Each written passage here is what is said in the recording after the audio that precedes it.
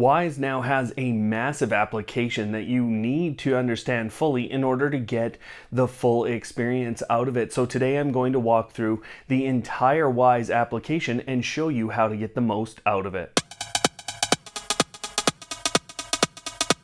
Hello automators, thanks for tuning in again.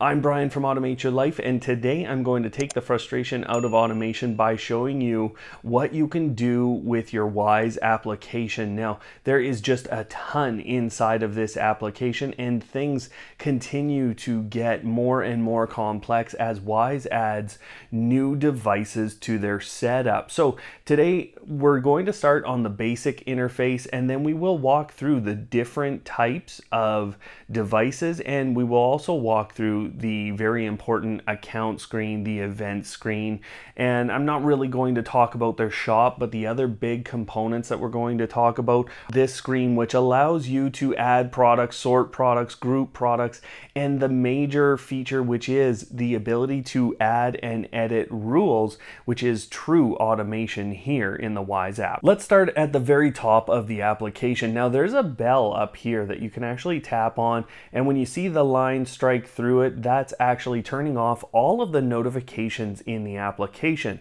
You also have the three dots up here, which gets you in to the ability to sort through things, adding products, grouping products, and the major rules section. So we will go through those different components in a bit. Now up here is a number of shortcuts, and these all come from that adding and editing rules section. Whenever you choose to create a shortcut, you can create quick buttons to basically press at the top of that to manage all of your different settings. So I just turned off all the notifications. That's an easy shortcut to set up, and now I've turned them all back on for the application. As you scroll up and down, these are all your different products, and you can group products. So you're seeing the kitchen table lights here. There's actually three lights inside of there, and so the icon slightly changes to represent the fact that there are multiples inside of this section. You also have the ability to turn on and off devices. So you have the Wyze bulb right there. You saw I just turned it on, and it's going back to its last state basically, but we can talk about managing that as well in a bit.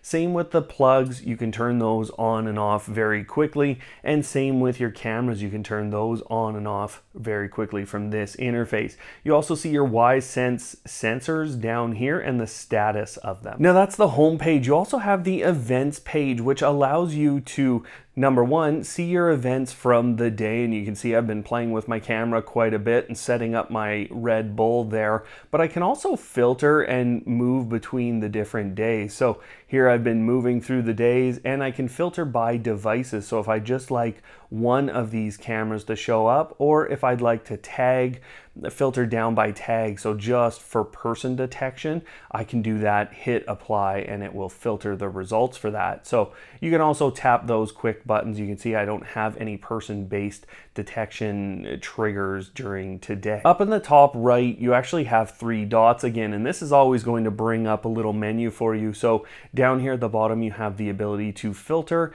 and delete events. So you can tap that delete events and then select different things that you would like to actually remove. So down here at the bottom, hit that delete, and now those events are gone. Inside of the event screen, I also want to show you right here, as you have an event recording, and remember I have an SD card in here, but if this was a cloud recording, you could actually tap on the actual recording and you can see it's just playing automatically, but I could actually share this recording with anyone I'd like, or I can download that to my phone. Now I can also expand and maximize this onto the screen, but I also have the full playback interface that I can access, and we'll talk about in a bit. I can go to the live stream and I can turn on and off sound for the clip as it plays. Now, if I want to get rid of it, I can also delete that. So there is quite a bit of functionality in terms of what you can review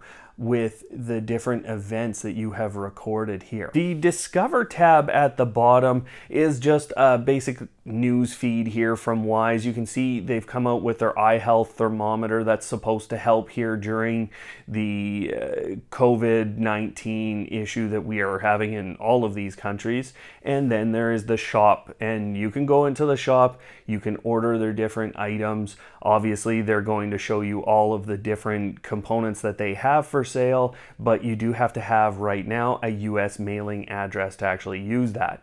Now, the account section is a whole nother screen that we need to go into and go through in detail. At the top here is the account section. Now, this is very important. You have nicknames, the profile photo if you want to change those, and your email. You can go in and adjust those components of your account, but two-factor authentication is one of the most important things. So what you can do is actually put in your number, and obviously I can't show you guys this stuff, but you want to verify the number and you get a code sent that you want to enter now. So there's a verification code that has come in, and I can just type that in. And now, from now on, this phone number will get a verification code anytime someone tries to enter into the application. So this is one of the most important features of the entire Wyze experience, because this ensures no one can steal your password and then log in without you getting this code and having to type it in. One of the other nice things is you can add in a backup phone number if you want to have that.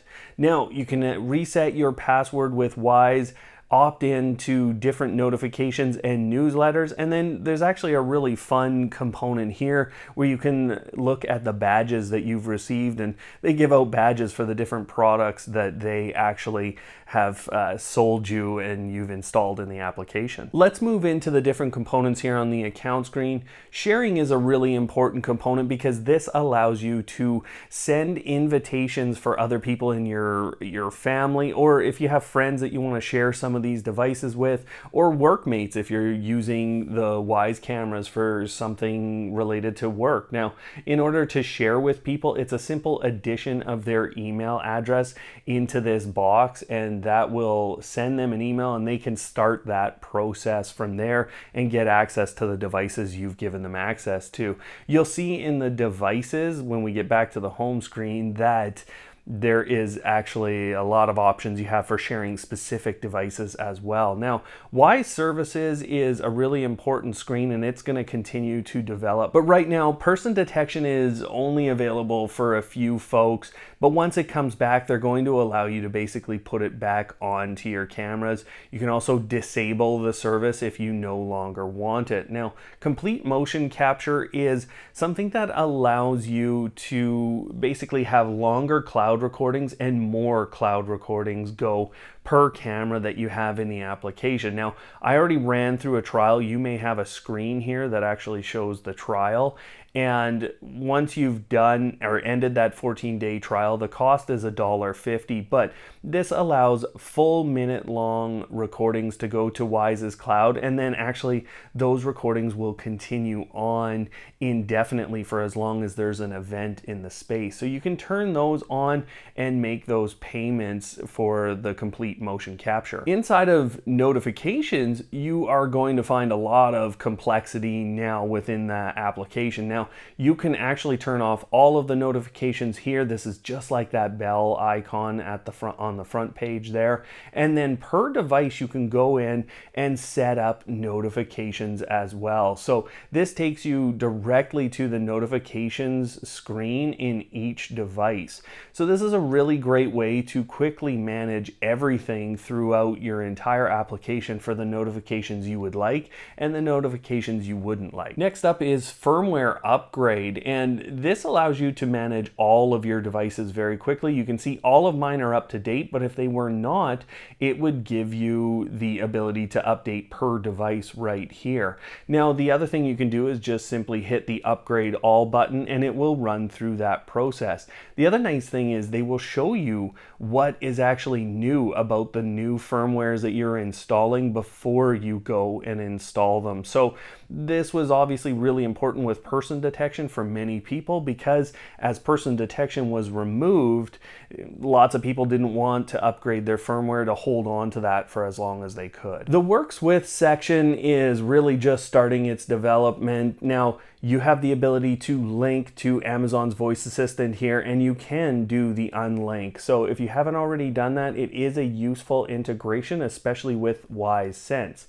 Now, the rules history page is fantastic, and this is something that I think you want to review every so often if you're finding things aren't working. Now, you can actually see when things are working, and this is all of your rules executing and the entire history behind it. So you can see that this failed, and it said because the device is offline. Now, that device was offline because I had actually unplugged it, same with the coffee plug here. So I had unplugged those things for reasons of testing, and that is shown right here that they were not there. Order history is just what it sounds like for the shop there. There's help and feedback, and then there's some app settings. Now, you can clear the cache size, which lots of people like to do, but it's really not that big a deal with the Wyze application in general. And then there is an about section, which allows you to review their terms and conditions and license agreements. So down at the bottom of the account section, you can actually see the ability to sign out of an account and sign into something else if you have a different account, but you also have messages up at the very top. So now we're back at the home page, and I'm going to walk through the different devices, and we're going to go from the least complex devices to the most complex, and we're eventually going to get to those cameras, which are still the most complex. Now, here is a smart plug. You have a radio button for turning on and off that, and you can also set timers. So once it's been turned on, you can actually set a timer here if you'd like for 59 minutes, and it will automatically turn off in this case. So I could choose on or off, hit that start button, and now I have a timer for 59 minutes. Vacation mode allows you to actually just have it randomly come on and off. So this is something you could set before you go on vacation, and this would help you make your home look like it was actually having someone living in it. Now, running time, this is keeping basically a 24-hour, how long your device has been on for and how long it's been off for. And here's a 7-day average for the time that it was actually on or off. So nice little statistics for you there. Inside of the settings, you can rename the device. You can have a status light. So there's a little status light on the side of the Wyze plug that you can turn on and off with this button, so you wouldn't actually see whether it's on or off. And then there's the schedules and automations page, which we're going to come to as part of this video just a little bit later. Here's the ability to share this specific device with someone. So we talked about the ability to share your entire setup, but this is the ability to just share that plug. And then there's device info, and this is a really important page for a number of reasons, because you can see the Wi-Fi signal strength, and this might help you in conjunction with that rules history really diagnose any issues. You can check for an update, see your IP address, and you can see some other topics or some other components of the device here.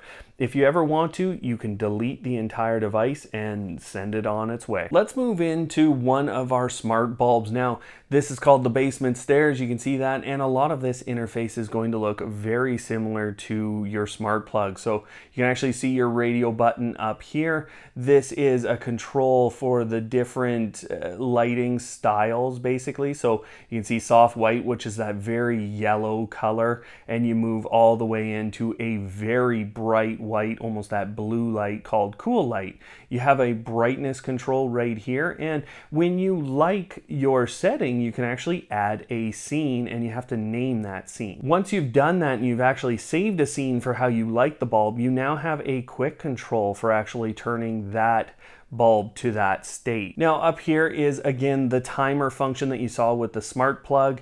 It's the exact same with your smart lights. Now inside of the bulb settings, you have a lot of the very similar things. You have the ability to rename the device. Vacation mode you can turn on and off with the bulbs as well. And you have these scenes. So this is another management of the scenes. And if you want to update a certain scene to be what you currently have on the bulb, you hit that update button whenever you have the bulb looking the right way.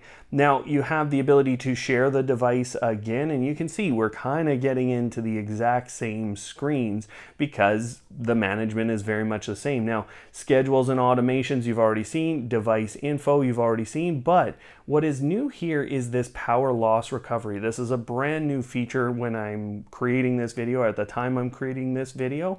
So after power is restored, what do I want to do? In a lot of cases, I think people want to maintain the previous state. They don't necessarily want to have everything come on. So in a lot of cases, you can just maintain what it was at before, and that will mean your power recovery in your home will just return everything to normal. Again, you have the ability to check for firmware updates on the bulb and remove the device as well. Now, I'm going to show you how to create groups of items, because you can see down here I have a grouping of light bulbs. So we're going to go up to those three dots and create a group. So I'm going to create a bulb group at this point. You can see it's kind of broken down by device types, and these are my stairs. So I've named that group basement stairs, and now it has added it to the top of this application. Now within this interface, you can see you can create scenes, you can turn those bulbs on together, and they have their own controls for brightness and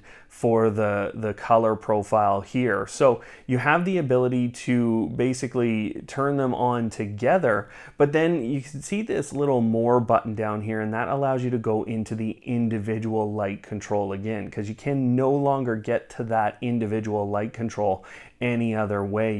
You've grouped them together in the app. So you have the ability to add scenes for both of the bulbs together. You can control both of them at the top here, both on and off, and the different color and brightness profiles there. You have the same timer control, and you also have now a group setting. Inside of those group settings, you can rename that group. You can change the bulbs that are actually in that group. So if you want to ever add something else or remove it, you can go ahead and do that. And then you have scenes that you have set with this group, and the schedules and automations section again. Now let's say I didn't like the new alignment of this. I can actually sort the products. So we're going to grab those basement stair bulbs and put them back down here near the kitchen lights and hit done.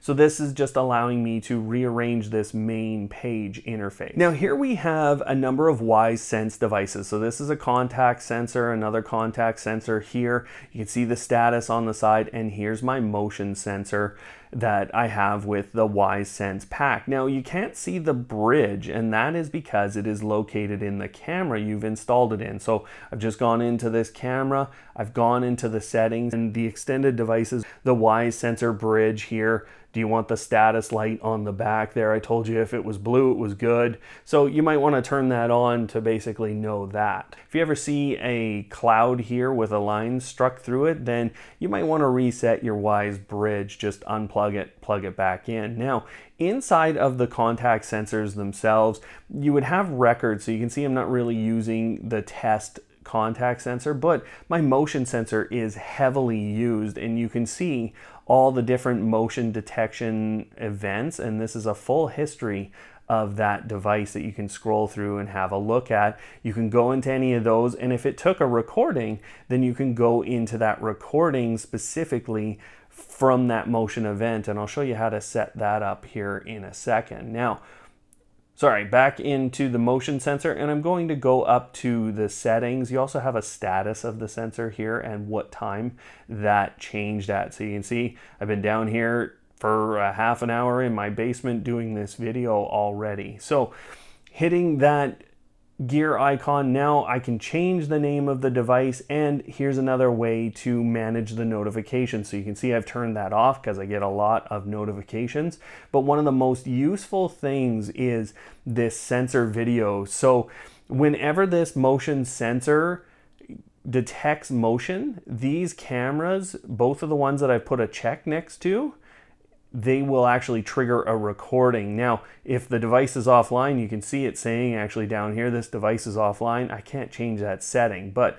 this one's online, and therefore I can add or remove the different sensor settings. Schedules and automation, again, we're gonna go through that in a bit. The ability to share that specific device and you have device info. Now, this screen's a little bit different because the signal strength is based off of the Wyze bridge and this device communicating, so it's not based off of your Wi-Fi any longer. Let's go up to the Wyze Lock. Unfortunately, I can't show you the new Wyze scale or the new Wyze band. I don't have those yet, but here is a history for your Wyze Lock. You can actually see who unlocked if you have different codes set up in the keypad, and you have the ability to see the entire history of this. This button right here is a lock and unlock button, so you can see I just tapped and now it is unlocking the door. That's the interface once you've unlocked it, and you can go ahead and lock it. Inside of the settings for this device, you will see sometimes if you're not within Bluetooth range, some of these will go gray, and that's because some of the management of the settings is actually done by Bluetooth. Now, you have the ability to change the name again, the share component. Now, this is a little bit different. You have the ability to share the lock or create a guest code. So two different functions here. If you want to share the lock, this looks very similar. You can see I've already shared that with someone in my home. And then creating a guest code is a little bit different. You can name the guest, and then once you have named that guest, you can create them a code. The nice thing about these codes, and this requires obviously the Wyze keypad, but whenever you create these codes, you have the choice to make it just a one-time code or a temporary code that only allows them to come in through certain days, say today from 10:36 to 10:42, and then you can actually create the code. And so for the next 5 or 6 minutes here, that code would work. Now you can copy that code, send it through a text message if you'd like, but that you have effectively created a code that will work. And in my case, I just created it for a very short time, sorry. Now, notifications, this section, this is again the exact same thing that we saw before, but this is managing it by the lock.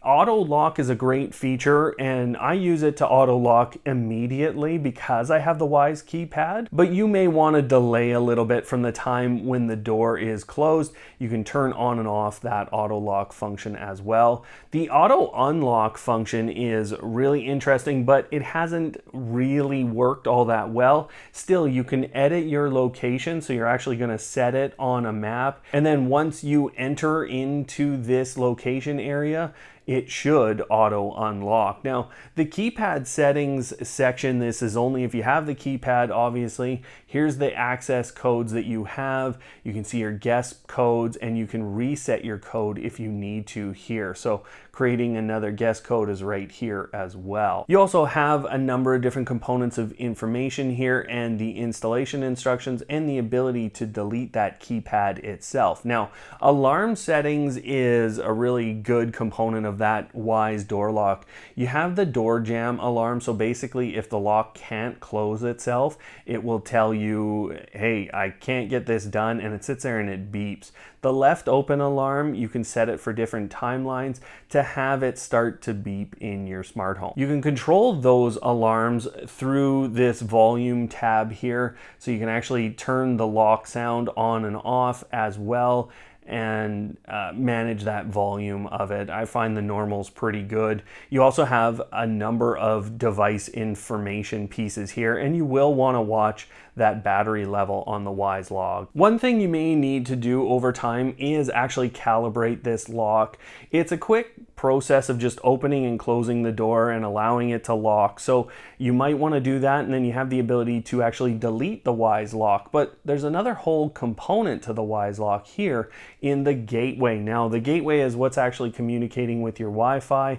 You have this status for just online and what's been connected to it. So I expect over time, that's a quick way to get to the lock again, but over time I would expect some other devices to get connected to the Wyze gateway. You do have some settings. This is a Wi-Fi device, so basically you have the ability to rename it, change the network, and see the signal strength. Down here is where you actually do that updating of the Wi-Fi network, and you can delete the device. I want to show you one more thing for creating groups of devices, and it's really important with the cameras when you group them.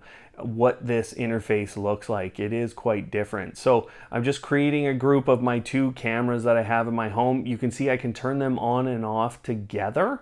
And once you go into the page, you have this ability to see both of them on the same screen. That can be very powerful for a lot of people. There's actually a sound control down here at the bottom. If you tap on any one of the two cameras, you're going in. So very similar to our other groupings that we've seen.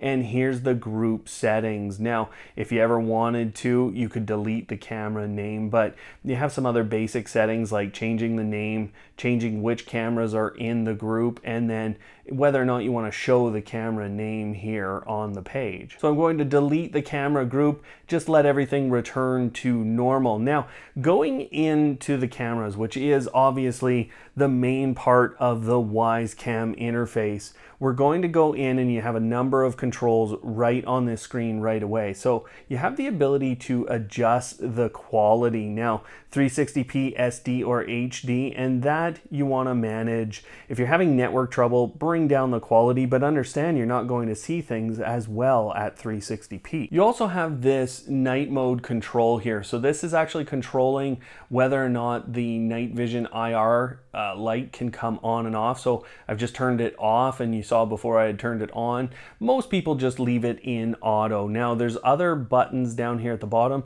This is whether or not sound is able to come through the application, and you can turn that off. So now the sound in the room will not come through the application, but if I want to hear what's going on in the room, I turn that sound on. The ability to record on the fly is right here, and the ability to take a photo on the fly is right here. If I want to communicate with someone, let's say I want to talk to my bull, I actually hold down that voice button, and now it's going to transmit what I just said through the camera to the other side. I have the ability to view the playback that is just on this specific device. So you can see they give you a little walkthrough here whenever you use this, or the first time you use this after an upgrade to the application. So I can actually pinch to change the scale of the timeline if I'd like, so that I have the ability to move in and out and move much easier to different events or different video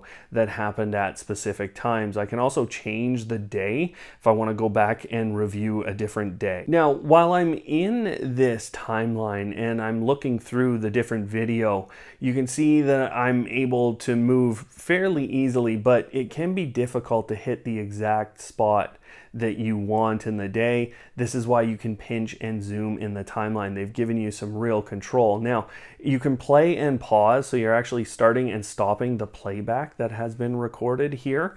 And you can actually record video again. So if you find a little segment that you want to keep, you can hit that record button and it will save it to the album here, which I'll show you in a second. Same with this take photo. So I'm going to take a photo right now, and then I will go to my album, and you can actually see the photos that I have taken specifically in this album, and I can edit and remove those photos if I'd like. So now back to my live stream here, I'm going to hit the more button.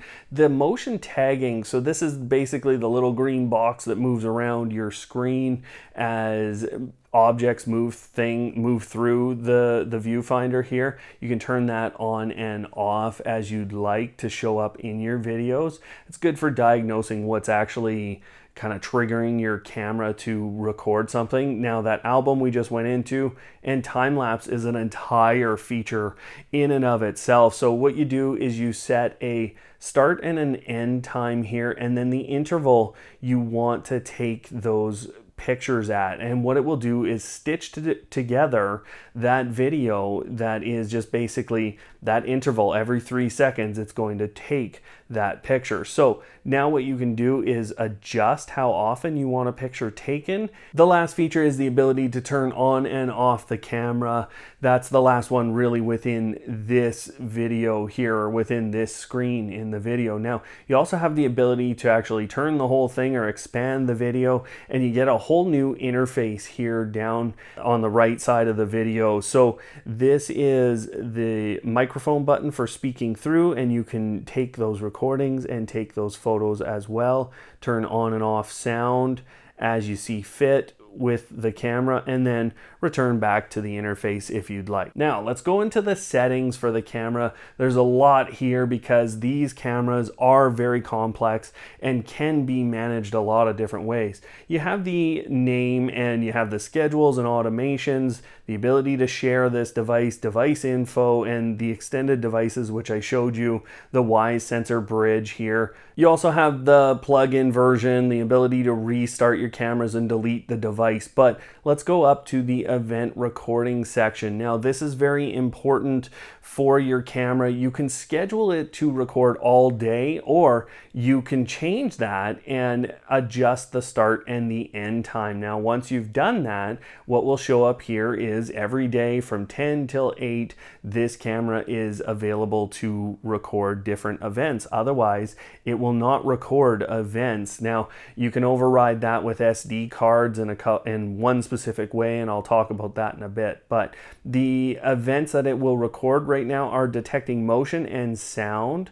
So I can turn off either of those in terms of the detection. Here's your notification screen, which we've already been through. Do you want notifications off of that camera? And the detection settings. So this is a little bit of an important screen. So in general, I think you want to put the sensitivity pretty low on these cameras, especially in spaces where the lighting changes quite a bit. The detection zone is a great feature because it allows you to actually shrink where this camera is sensing. So if I now had movement over here and I left the setting like this, I would not actually have an event based off of motion. The alarm settings page shows you the ability to actually detect whether or not your Wyze cams are hearing a smoke alarm or a CO alarm. Now, when we talk about this, there are standards that your smoke and CO detectors have to adhere to, and you also have to not have a lot of echo in the space, but you can turn that on and you will get notifications in a lot of cases for smoke and CO detectors because most of them follow the same standards. Now, up here we have local storage capability, and this is one of the ways that you can override event recording. Now, if you want to record events only, then that's how you do it, and that will align directly with that setting that I just showed you here in event recording. So if the schedule is on or you've turned off detects motion or sound, then this setting will directly correlate to that. But what it's doing is recording locally to the micro SD card if I have turned on that radio button. So you can see it's on right now. You can see the SD card memory that is available, and then you have the ability to format that card if you need to erase everything on that SD card, and the ability to eject it, which just unmounts it from the camera. It doesn't actually physically eject that card. The continuous recording is the setting that overrides that event recording. So this will literally turn the camera into a continuous recorder, and all of the footage will go to this local SD card that is physically located in the device. So this overrides basically any event recording or any settings that you have set in the camera. Now, the memory available, it's not something you have to really manage, because what the camera will do is no matter which setting you're on here, it will just start overwriting the first footage it has, so the oldest footage it has. Next up is the night vision mode. Here you can see off, auto, and on. You have the ability to turn on this IR light or turn it off with this radio button. Now, why that's important is if you're going to put this camera facing the outdoors or through a glass window, then IR lights reflect and you really can't see anything. So you want to turn that off if you're trying to point through a piece of glass or anything reflective. The camera status light, basically that's an on and off switch. You have the ability to rotate the image 180 degrees if your camera is mounted upside down.